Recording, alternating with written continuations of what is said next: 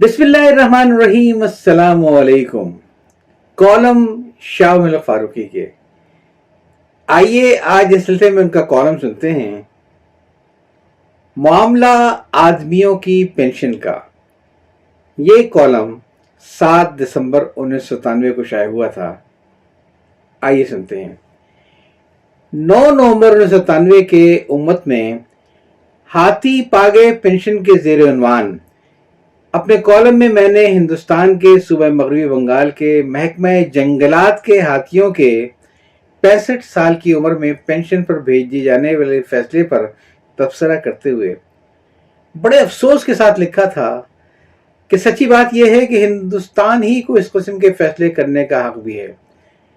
وہاں تو بہت پہلے ہی یہ قانون نافذ ہو گیا تھا کہ کسی ایک عہدے سے ریٹائر ہونے والے تمام لوگ ریٹائرمنٹ کی تاریخ سے قطع نظر یکساں پینشن کے حقدار ہوں گے، یعنی ایک گریڈ اور مرحلے یا اسٹیج سے ریٹائر ہونے والے تمام نئے اور پرانے پینشنروں کو یکساں شرح سے پینشن ہندوستان میں آج سے 10-15 سال پہلے ہی مل گئی تھی، بلکہ اس تاریخ پر موجود وہاں کے تمام پینشنروں کو بقایا جات بھی مل گئے تھے۔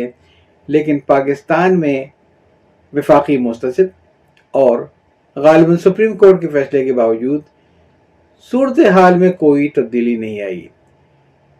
مجھے افسوس ہے کہ آخری اقتباس میں وفاقی مستصب کے سلسلے میں میرا بیان اور سپریم کورٹ کے سلسلے میں میرا قیاس غلط تھا۔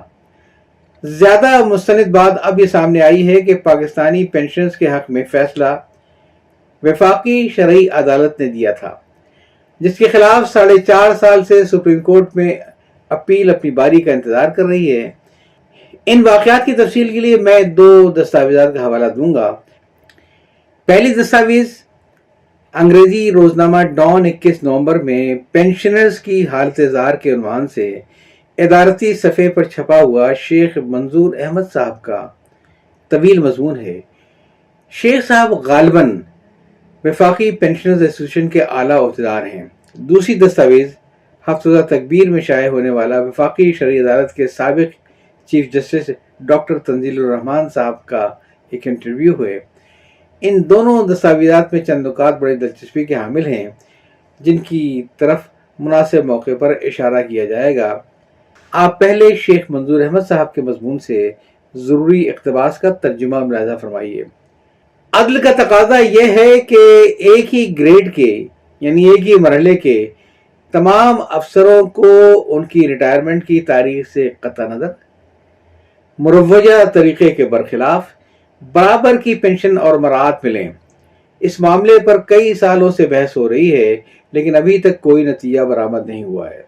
کہا جاتا ہے اس اصول کو اعلیٰ عدالتوں کے ججوں کے لیے تسلیم اور نافذ کر دیا گیا ہے۔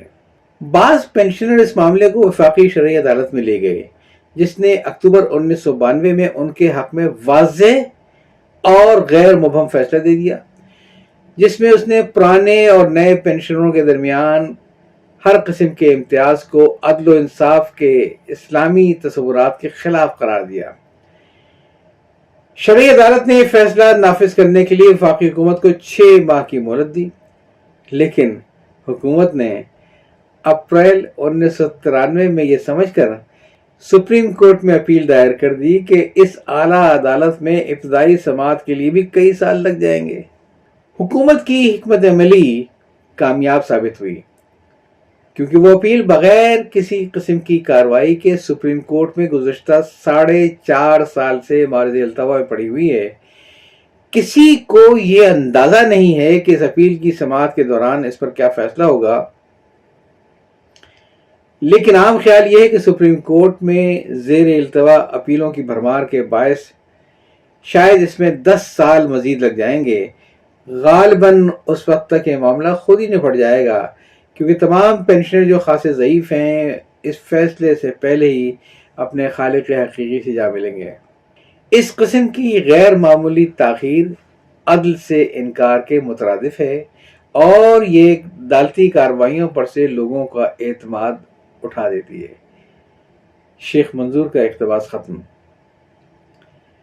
اب ہفتہ تکبیر میں چیف جسٹس ریٹائر تنزیل الرحمان صاحب کے انٹرویو کا اقتباس ملاحظہ ہو. میری تمنا ہے کہ سپریم کورٹ سیاسی بازیگروں کے نرغے سے باہر نکل آئے اور اپنے وقار کو بحال کرنے کے لیے خدا خوفی کے جذبے کے ساتھ شریعت کی بالادستی کی طرف متوجہ ہو. فیڈرل شریعت کورٹ کے فیصلوں کے خلاف سپریم کورٹ میں حکومت کی جانب سے اپیلیں عرصہ دراز سے التوا میں پڑی ہوئی ہیں. میری اطلاع کے مطابق جسٹس سجاد علی شاہ کے زمانے سے شریعت پٹیشنوں پر فیصلوں کے خلاف آج تک کوئی بینچ تشکیل نہیں دیا گیا اور ہمارے وہ علماء جج جو سپریم کورٹ میں ایڈ ہاک بنیادوں پر مقرر ہوئے ہیں وہ خالی بیٹھے ہیں. لہذا فیڈرل شریعت کورٹ اور سپریم کورٹ کی شریعت اپیلٹ برانچ کی سوئی نومبر 1993 پر اٹکی ہوئی ہے. سوال: ان اپیلوں کی نوعیت اور تعداد کیا تھی؟ جواب: تعداد کا تو مجھے صحیح علم نہیں ہے، مگر نوعیت کے لحاظ سے قدیم و جدید پنشنوں کے خلاف امتیازی قوانین کو خلاف قانون و سنت قرار دینے کے خلاف یہ اپیلیں ہیں. عرصہ دراز سے سپریم کورٹ میں زیر التوا ہیں، جس سے نفاذ شریعت کا عمل منفی طور پر متاثر ہوا جا رہا ہے اور شریعت کے ثمرات اور برکات سے اس ملک کے عوام اب تک محروم ہیں. اقتباس ختم. یہ اقتباسات اتنے واضح ہیں کہ ان پر مزید کوئی تبصرہ کرنا ضروری معلوم نہیں ہوتا، تاہم چند ایک باتوں کی نشاندہی میں ضرور کروں گا. اکتوبر 1992 میں شریعت کورٹ نے جو فیصلہ دیا اسے نافذ کرنے کے لیے حکومت کو 6 ماہ کی مہلت دی، جو اپریل 1993 میں ختم ہو رہی تھی. حکومت نے اسی مہینے میں سپریم کورٹ میں اپیل دائر کر دی. کیا اس ضرورت سے زیادہ چالاکی کو آپ سفاکانہ رویہ نہیں کہہ سکتے؟ پرانے اور نئے پنشنوں کے درمیان امتیازی سلوک خود اعلیٰ عدالتوں کے ججوں کے سلسلے میں ختم کیا جا چکا ہے اور سابقہ مراعات مل چکی ہیں. محترم جج صاحبان، حکومت کے اس امتیازی سلوک کے لیے آپ کون سی اصطلاح استعمال کریں گے؟ سپریم کورٹ تمام اپیلوں کی سماعت تاریخ نفاذ سے لحاظ سے سننے پر مجبور تو نہیں کیا سکتا، لیکن نوعیت کے لحاظ سے بعض مقدمات کی سماعت ترجیحی بنیاد پر بھی تو ہو سکتی ہے.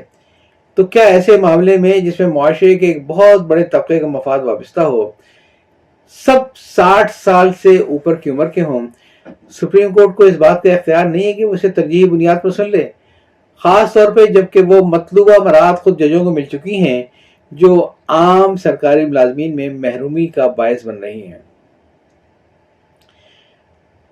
اگر یہ سطور سپریم کورٹ کے رجسٹرار صاحب کی نظر سے گزرے تو وہ حکم کے لیے کاغذات چیف جسٹس صاحب کی خدمت میں پیش تو کر سکتے ہیں. دنیا کے ہر مہذب ملک میں معمر افراد کو سینئر سٹیزن کا لقب دے کر انہیں طرح طرح کی مراعات دی جا رہی ہیں.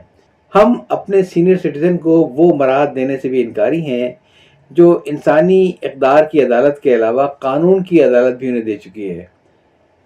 مایوس شیخ منظور احمد نے لکھا کہ جب تک سپریم کورٹ کا فیصلہ آئے گا متاثرین اپنی اپنی قبروں میں پہنچ چکے ہوں گے، یعنی جب تک امریکی پابندیوں کو توڑ کر عراق سے تریاق آئے گا اس وقت تک مارگزیدہ مر چکا ہوگا.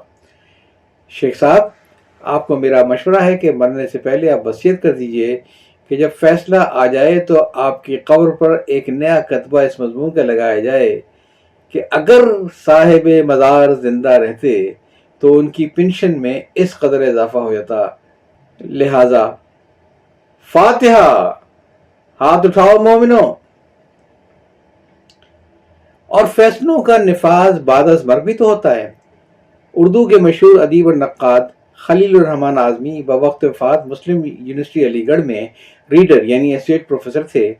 انہیں مرنے کے بعد پروفیسر بنایا گیا.